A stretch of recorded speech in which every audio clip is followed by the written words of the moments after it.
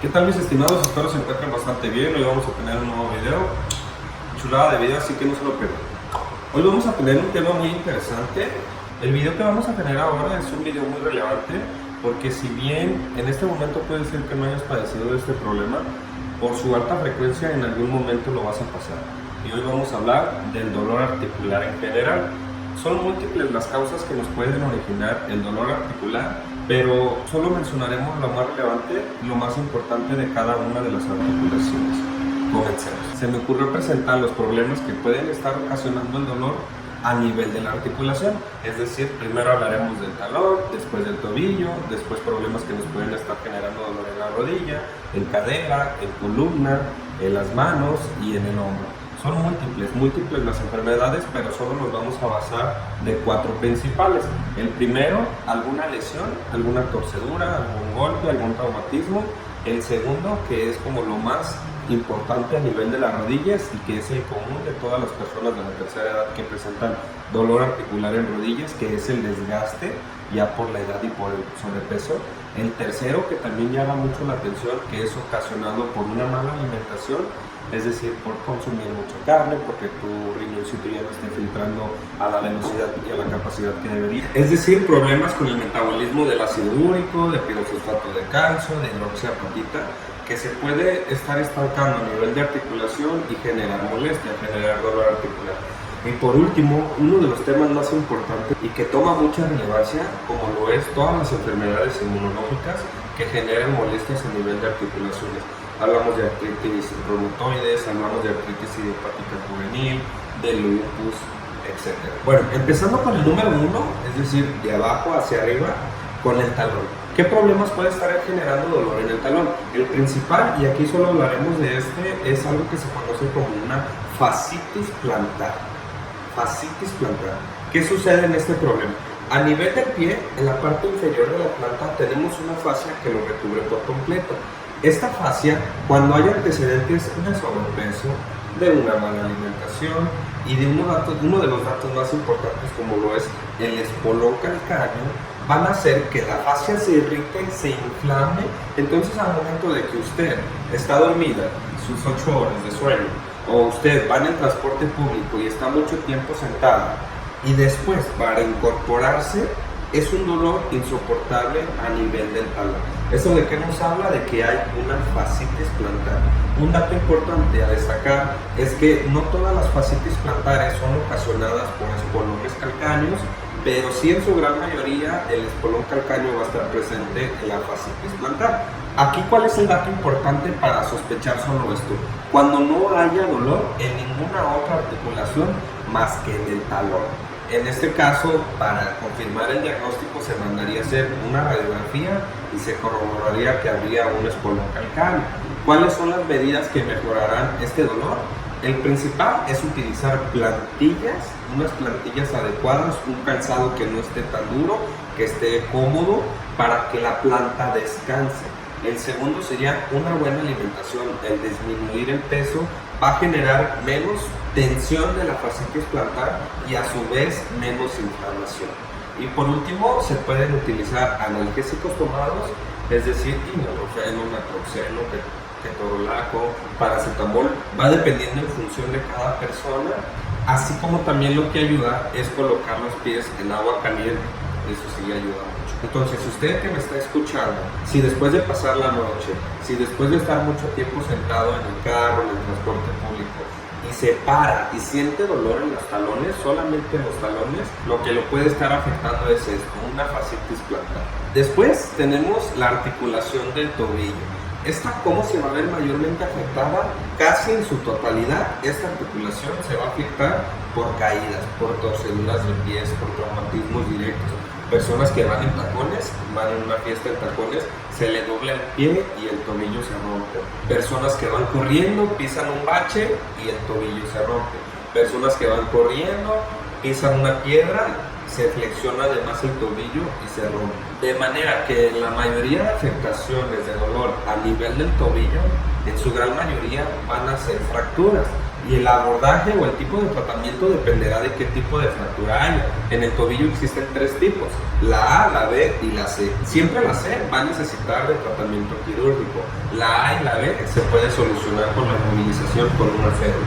Ahora bien, llegamos a una de las articulaciones más importantes de nuestro cuerpo, la que carga mayor peso, la articulación que más comúnmente se lesiona con la edad, con el sobrepeso, con el mal uso de la misma, con el consumo excesivo de alcohol, con el consumo excesivo de carnes, como lo es la rodilla. La rodilla puede estar afectada por múltiples cosas, pero si eres una persona de la tercera edad que tiene sobrepeso, tu principal complicación o la principal causa que te puede estar generando un dolor es el desgaste. Si eres un paciente joven y tienes molestias a nivel de la rodilla, puede deberse desde una infección hasta elevación del ácido úrico, pueden ser más causas. La primera causa que nos puede estar generando dolor articular en la rodilla es el desgaste articular. Es una enfermedad muy común. ¿Y cuál es el principal factor de riesgo para desarrollar desgaste articular? La mala alimentación y el sobrepeso. Sobrepeso u obesidad y el sedentarismo, el no hacer actividad física, son las principales causas que nos van a llevar a un desgaste articular en la rodilla. Imaginemos que la rodilla está constituida por un hueso que está abajo y un hueso que está arriba, es decir, la tibia y el fémur. Entonces esa tibia y el fémur están separados gracias a un cojín que está entre los dos huesos, que es el cartílago. Pero conforme se va desgastando ese cartílago, los huesos se empiezan a unir. Imaginemos que tenemos una pared. Entonces hay un ladrillo arriba y hay un ladrillo abajo. Y entre los dos ladrillos hay mezcla. Entonces conforme esa mezcla se va reduciendo y los ladrillos se van juntando, va generando mayor molestia. Y dependiendo qué tan juntos están esos huesos, qué tanto se van uniendo, es el grado de desgaste que tiene una persona. Existen 4 grados. El grado 1 y 2, que son los grados iniciales, se pueden resolver perfectamente con cambios en el estilo de vida, es decir, una buena alimentación, con perder peso, fortaleciendo los músculos de la articulación. Músculos fuertes dan una articulación fuerte, esa es una constante, pero sobre todo el perder peso. Perder peso y analgésicos pueden estar resolviendo el problema. El grado 3 y grado 4 ya son un poco más complejos. En el grado 3 ya podemos estar empleando terapias un poco más invasivas, es decir, la infiltración articular. ¿Qué es lo que se puede infiltrar? Lo más efectivo que hay en el mercado es ácido hialurónico intraarticular, pero su forma más barata o la que viene sustituyendo a un bajo costo son glucocorticoides. Se puede infiltrar betametasona o dexametasona con lidocaína. ¿Cuántas veces se recomienda la infiltración de estos al año?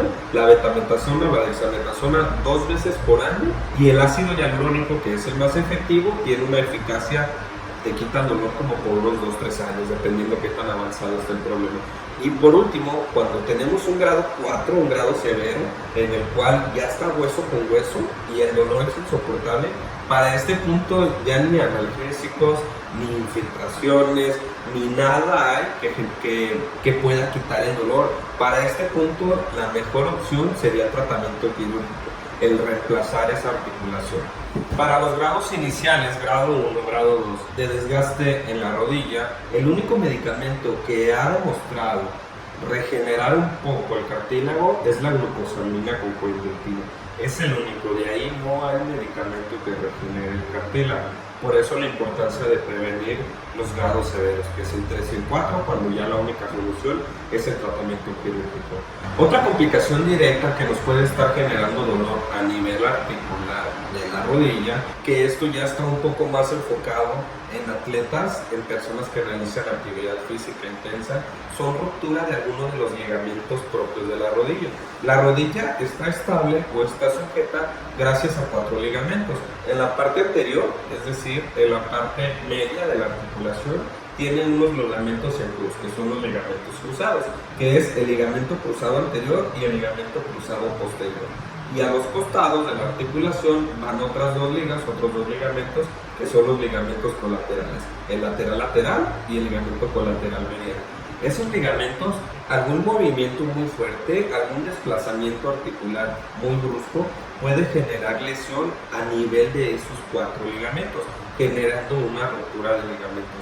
Las lesiones más comunes se ven en los futbolistas, que son rupturas de ligamentos cruzados, puede ser el anterior y el posterior. Después, otras causas que nos pueden estar generando dolor a nivel articular, y esto más específicamente ya en conjunto, es decir, se ven afectadas varias articulaciones, es el ácido úrico, la elevación del ácido úrico. Si bien el aumento de consumo de purinas, es decir, el mayor consumo de carnes, puede generar que se eleve el ácido úrico, no es la principal causa.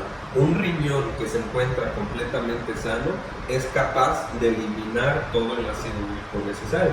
Aquí el detalle es que cuando se consume alcohol, cuando se consume analgésicos indiscriminados y además se consume mucha carne, la función del riñón ya no va a ser la adecuada. Por lo tanto, el ácido úrico se va a empezar a subir en la sangre y por lo tanto pasar a las articulaciones generando inflamación y dolor. ¿Cuál es el dato? Que se hinchen, que estén calientes y que además genere mucho dolor. Eso es como el dato pivote, que haya dolor en los dedos de los pies. Y si además le agregamos dolor en el tobillo, dolor en las rodillas, dolor en los hombros, pero este dolor tiene que estar precedido por una inflamación articular que además esté caliente y que duela. En este punto hay que sospechar de nivel alto de ácido úrico. ¿Cómo confirmarlo? Pues con una química sanguínea en el cual se determina el nivel de ácido úrico.